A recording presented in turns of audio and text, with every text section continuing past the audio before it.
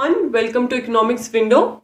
We'll be continuing in this video with the remaining part of chapter number 3 where we have discussed earlier about the market equilibrium. The next topic here is the change effect of the shift.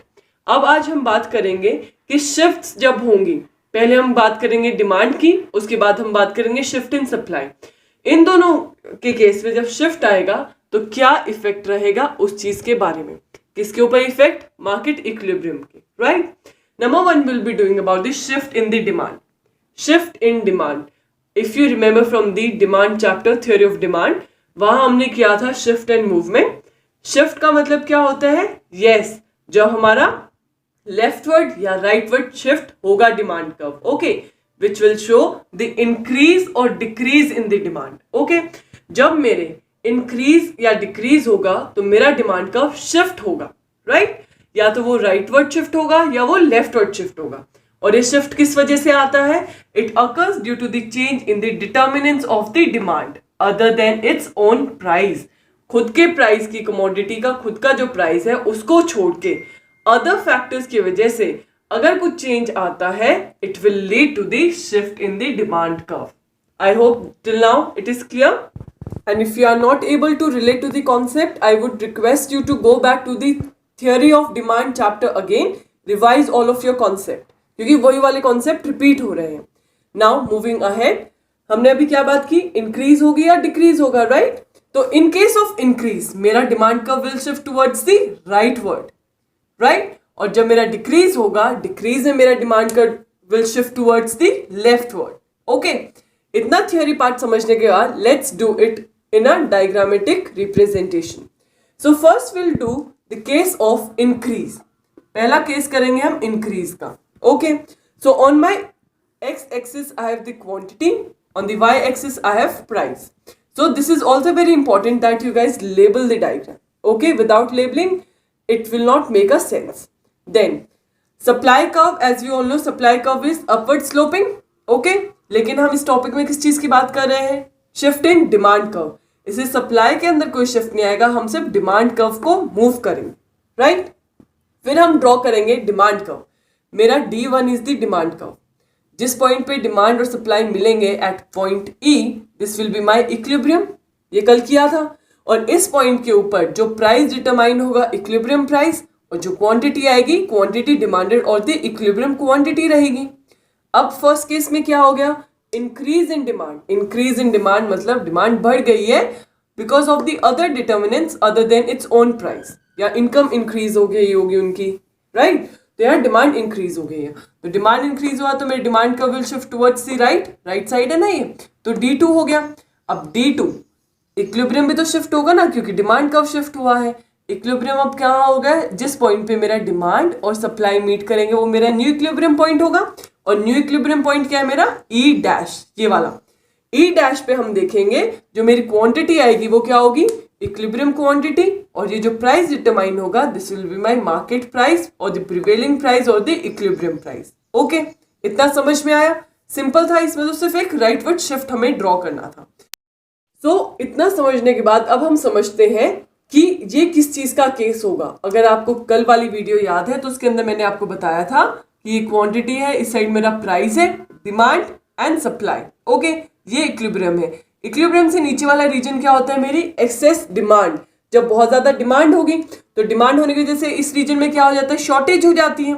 और region above the equilibrium point क्या होता है? मेरा excess supply, right. तो यहाँ मेरा surplus रहता है. तो इस केस में क्या हुआ है? मेरा राइटवर्ड शिफ्ट हुआ है. राइटवर्ड शिफ्ट होगा तो अगर मैं पुराने प्राइस पे ड्रॉ करूंगी line E to F, so this E to F वाला गैप क्या रिप्रेजेंट करेगा? This gap will represent my excess demand. क्यों? क्योंकि ये जो इक्विलिब्रियम पॉइंट है, न्यू इक्विलिब्रियम पॉइंट, उसके नीचे लाई करता है. तो ये E to F का जो गैप होगा वो क्या रिप्रेजेंट करेगा? The case of access demand. Okay, और अगर अब नेक्स्ट पार्ट में हम करेंगे कि ये एक्सेस डिमांड और एक्सेस सप्लाई को हम कैसे चेंज करके वापस इक्विलिब्रियम में लेके आएंगे. ओके, तो अभी तक आपको इतना समझ में आया कि जब मेरा शिफ्ट इन डिमांड होगा, जब मेरे इंक्रीज इन डिमांड का केस है, तो वो क्या लीड करेगा? It will lead to the excess demand. Okay. और एक्सेस डिमांड के लिए ये डायग्राम आ सकता है, आपसे 1 मार्क में पूछा जा सकता है कि वो वाला एरिया मार्क करो जो एक्सेस डिमांड को शो करता है। तो region from E to F, this पुराने वाले प्राइस पे ये जो वाला रीजन है ये क्या है, एक्सेस डिमांड का रीजन है। फिर हम बात करेंगे डिक्रीज। डिक्रीज में क्या होगा, लेफ्टवर्ड शिफ्ट होगा, supply curve as it is रहेगा मेरा। डिक्रीज में क्या होगा, मेरा लेफ्टवर्ड शिफ्ट हो जाएगा, D1 से मेरा D2 पे आ जाएगा। D2 पे आएगा तब हम देखेंगे, पहले मेरी क्वांटिटी Q1 थी, अब मेरी क्वांटिटी डिक्रीज हो गई है क्योंकि प्राइस भी डिक्रीज हो गया है, राइट। अब आपको एक बात पूछनी है मुझे कि जो मेरा ये मेरा पुराना इक्विलिब्रियम है, मेरा न्यू इक्विलिब्रियम क्या आएगा, इस पॉइंट पे E1, ओके, इस पॉइंट पे होगा मेरा न्यू इक्विलिब्रियम। तो मेरा न्यू इक्विलिब्रियम इस पॉइंट पे आएगा E डैश पे, या तो यहां मेरी क्वांटिटी क्या होगी, इक्विलिब्रियम क्वांटिटी Q2 और प्राइस P2, ओके। फिर अब अगर मैं बात करूं तो यहां क्या हुआ है, मेरा लेफ्टवर्ड शिफ्ट हुआ है। तो मेरा न्यू इक्विलिब्रियम ये है, न्यू इक्विलिब्रियम के ऊपर पहले वाला रीजन क्या है, ये, तो ये ऊपर लाई करता है। ऊपर वाले रीजन में किस चीज का केस होता है, मेरा एक्सेस सप्लाई। तो E to F वाली जो लाइन है, in case of decrease in demand will represent my excess supply. Excess supply क्यों, क्योंकि ऊपर वाले रीजन में इक्विलिब्रियम पॉइंट से ऊपर क्या होता है, एक्सेस सप्लाई, और नीचे होता है मेरा एक्सेस डिमांड। तो अगर पूछा जाए डिक्रीज इन डिमांड हुआ है तो उस केस में अगर आपको वेल लेबल डायग्राम में पूछा जाए एक्सेस सप्लाई कौन से पॉइंट डिनोट करते हैं, this will be this region, क्योंकि ये लेफ्टवर्ड शिफ्ट हुआ है। It is all the way same, बस आपको 2 चीजों का याद रखना है कि अगर राइटवर्ड शिफ्ट होगा तो ये किस केस है, एक्सेस डिमांड का केस है, और अगर ये लेफ्टवर्ड शिफ्ट होगा तो ये एक्सेस सप्लाई का केस होगा। इतना आपको याद रखना है। Now let's talk about the chain effect shift in the supply curve. Okay, again shift किसकी वजह से होगा, जब increase या decrease in supply होगा, और reason भी same ही रहेगा because of the other determinants other than its own price. Whose price? The commodities own price, right? So talking about the shift in supply, यहाँ भी rightward shift या leftward shift आएगा। Increase in supply से rightward shift होगा। Basically अगर question आए कि market में एब्जॉर्प्शन कैसे होती है जब एक्सेस सप्लाई या एक्सेस डिमांड हो जाता है, तब भी आंसर सेम ही रहेगा कि कैसे सिचुएशन करेक्ट होती है। ओके, नाउ डिमांड कर्व क्योंकि इसमें रहेगा सेम, क्योंकि हम क्या बात कर रहे हैं, शिफ्ट इन सप्लाई की। तो पहले मेरे सप्लाई कर्व S1 था, राइट। तो S1 पे मेरा इक्विलिब्रियम पॉइंट यहां है, quantities Q1 and prices P1। The time मेरी सप्लाई में इंक्रीज हो जाएगा बहुत ज्यादा, मेरे अभी कॉस्ट प्रोड्यूसर्स को कम पड़ रही है, लागत कम लग रही है, तो बहुत ज्यादा सप्लाई हो जाएगी। जब सप्लाई इंक्रीज हो जाएगी the curve will shift towards the right. Yes, तो हमने राइटवर्ड शिफ्ट किया, ये हमारा S2 बना इधर। ओके, जैसे हमने राइटवर्ड शिफ्ट किया, क्योंकि बहुत ज्यादा सप्लाई हो रही है ना, इंक्रीज हो गई, तो मेरा न्यू इक्विलिब्रियम किस पॉइंट पे बनेगा, जहां मेरे डिमांड कर्व को मीट करेगा, which is E dash. Okay, E dash पे आप देखोगे क्वांटिटी जो है वो इंक्रीज हुई है, whereas price has come down. तो आपको पता चल रहा है जब इंक्रीज इन सप्लाई होगी, जब एक्सेस सप्लाई हो जाएगी, उससे क्या होगा, मेरे prices will come down. Okay, quantity बढ़ रही है कोई भी चीज बहुत ज्यादा अबंडेंस में, तो obviously prices will fall. Okay, इसके बाद अगर पूछा जाए कि इस केस में क्योंकि इक्विलिब्रियम किधर है, हमारा new equilibrium is below the previous equilibrium, तो ऊपर वाली रीजन क्या शो करेगा, this will be the case of excess supply.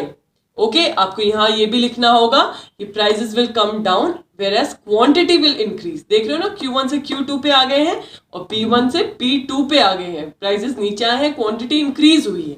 I hope till now the concept is clear. Clearly आपको अब इसका ऑपोजिट करना है। ऑपोजिट करेंगे तो हम क्या दिखाएंगे, डिक्रीज। डिक्रीज के केस में एज वी ऑल नो कि हमारा कहां शिफ्ट होगा, towards the leftward side, leftward shift हो गया। पहले मेरा equilibrium was at this point E, मेरी क्वांटिटी Q1 थी और मेरा प्राइस P1 था। ओके, लेफ्टवर्ड शिफ्ट हुआ है, मतलब सप्लाई में डिक्रीज हो गया है।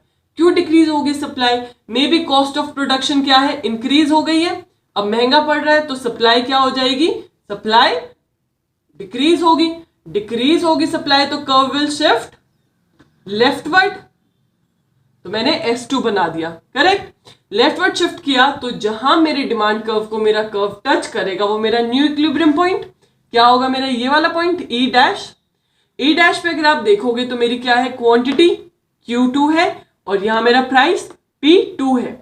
आप देख रहे हो कि प्राइस बढ़ गया है, मेरी डिक्रीज हुई तो मेरा लेफ्टवर्ड शिफ्ट आया, लेफ्टवर्ड शिफ्ट आया तो मेरी प्राइजेस बढ़ जाएंगे और मेरी जो क्वांटिटी है वो डिक्रीज हो जाएगी। यही बात आपको लिखना है, डिक्रीज इन सप्लाई से मेरा लेफ्टवर्ड शिफ्ट आएगा, प्राइजेस इंक्रीज हो गई, क्वांटिटी गिर जाएगी, and this is how the market functions on the market forces of demand and supply. Automatically equilibrium restore कर लेते हैं, एक्सेस सप्लाई या एक्सेस डिमांड का केस ऑटोमेटिकली इक्विलिब्रियम पोजीशन पे आ जाता है, एक स्टेबल पोजीशन पे आ सकता है। इसी को हम चेन इफेक्ट ऑफ सप्लाई या चेन इफेक्ट ऑफ डिमांड या हम बोल देते हैं market absorption, okay, in case of shift in demand and in case of shift of supply. Okay, after understanding this shift let's do the exceptional case. तो हम पहले बात करेंगे change in demand and equilibrium price. तो change in demand और equilibrium price के exceptional case क्या रहेंगे? इस केस में दो एक्सेप्शन रहेंगे। Number 1 when the supply is perfectly elastic, और नंबर 2 रहेगा जब सप्लाई परफेक्टली इनइलास्टिक होगी। If you remember from the previous chapter, जब मेरी supply perfectly elastic, supply curve क्या रहेगा, it will be a horizontal line. तो मैंने यहाँ स्ट्रेट हॉरिजॉन्टल लाइन लगा दी है, ओके। तो before we start doing the diagrammatic representation, you need to keep two things in mind. Number 1, increase और decrease से कोई भी change नहीं आएगा in case of when the supply is perfectly elastic.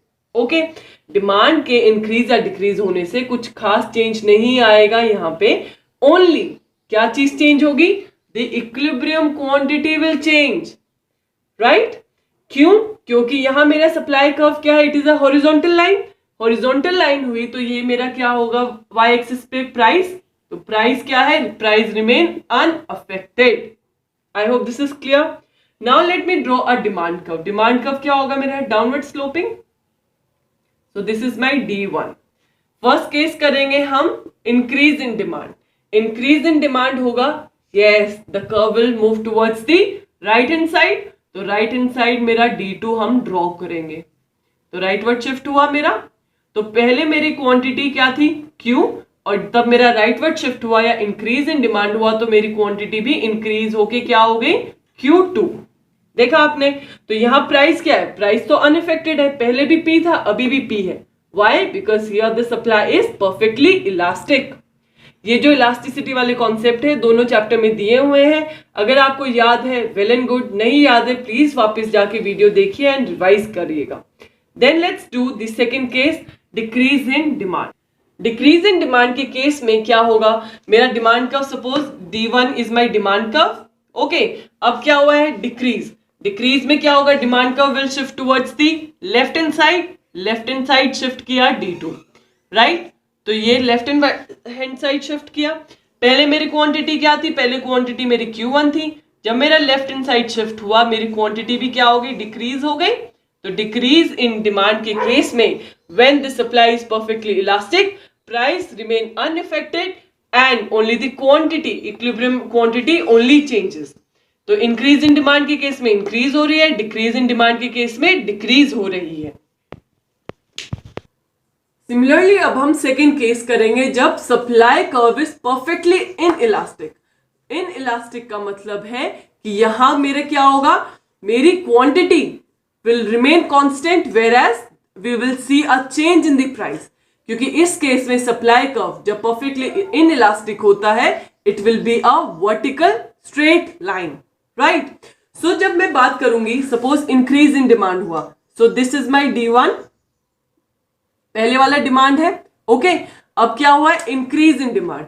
Increase in demand है तो मैं कहां शिफ्ट करूंगी, I will shift towards the right hand side. तो राइट हैंड साइड शिफ्ट किया मैंने, सपोज मेरा राइट हैंड साइड शिफ्ट ये था D2, ओके। तो यहां आप देख रहे हो पहले मेरा price, it will be a straight line, draw it properly, and जब मेरा राइटवर्ड शिफ्ट हुआ तो ये मेरा क्या हो गया, P2, ओके। तो आप देख रहे हो कि क्वांटिटी मेरी सेम ही है बट यहां मेरा क्या है, प्राइस इंक्रीज हो गया। तो आपको समझ में आया होगा जब सप्लाई कर्व परफेक्टली इनइलास्टिक है, quantity will remain unaffected. whereas जब हमने इलास्टिक का केस किया था तो वहां प्राइस अनअफेक्टेड था. ओके, तो जब मेरा राइटवर्ड शिफ्ट होगा, इंक्रीज इन डिमांड होगा, when supply is perfectly in elastic, तो मेरी quantity will remain unaffected and prices will increase. Let's talk about the second case, decrease in demand. Decrease in demand में भी same है. Suppose this is my demand curve. Okay, decrease in demand हुआ है तो कहाँ shift होगा? Towards the leftward side. Leftward side shift किया. Suppose this is my new demand curve. Okay, D2. तो यहाँ भी क्वांटिटी क्या है? Quantity remain unaffected. पहले मेरा प्राइस क्या था? पहले मेरा प्राइस P1 था. लेफ्टवर्ड शिफ्ट हुआ तो मेरा क्या है? डिक्रीज इन डिमांड शो करेगा.